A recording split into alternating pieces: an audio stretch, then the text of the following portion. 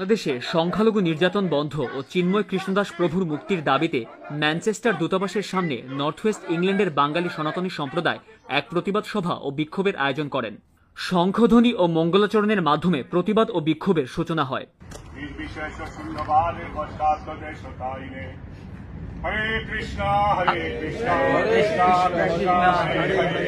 হরে রাম রাম রাম হরে হরে।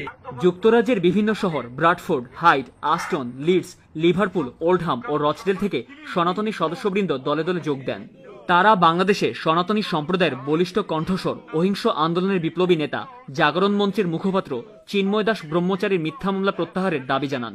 সংখ্যালঘু নির্যাতন বন্ধ করো, চিন্ময় প্রভুর মুক্তি চাই সহ হিন্দুদের ৮ দফা দাবির সমর্থনে স্লোগানে স্লোগানে মুখরিত ছিল দূতাবাস চত্বর।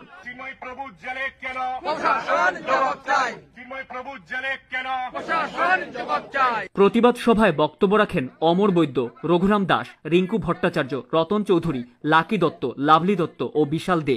উল্লেখ্য যে সমাবেশে উপস্থিত নেতৃবৃন্দ প্রধান উপদেষ্টা ডক্টর মোহাম্মদ ইউনুসের উদ্দেশ্যে হাই কমিশনার বরাবর স্মারকলিপি প্রদান করেন। চিন্ময় প্রভুকে একেবারেই মিথ্যা ভিত্তিহীন বানোয়াট অজুহাত দিয়ে ওনাকে অ্যারেস্ট করা হয়েছে।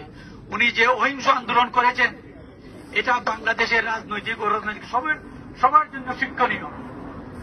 এটা আমাদের এই অহিংস আন্দোলন করা সত্ত্বেও যদি উনাকে রাষ্ট্রদ্রোহিতার মামলা দিয়ে অ্যারেস্ট করা হয় এবং উনার সাথে আরো 144 জনকে ইদানিং গত পরশুদিন আরো কেস করা হয়েছে, উনি সহ আরো ওনার উপরে অনেক কেস করা হচ্ছে, অথচ এই আমাদের বাংলার জাতীয় পতাকার উপরে দাঁড়িয়ে কেউ প্রস্তাব করছে, কেউ এই প্রেয়ার করছে, এতে কোন রাষ্ট্রদ্রোহিতার মামলা হয় না।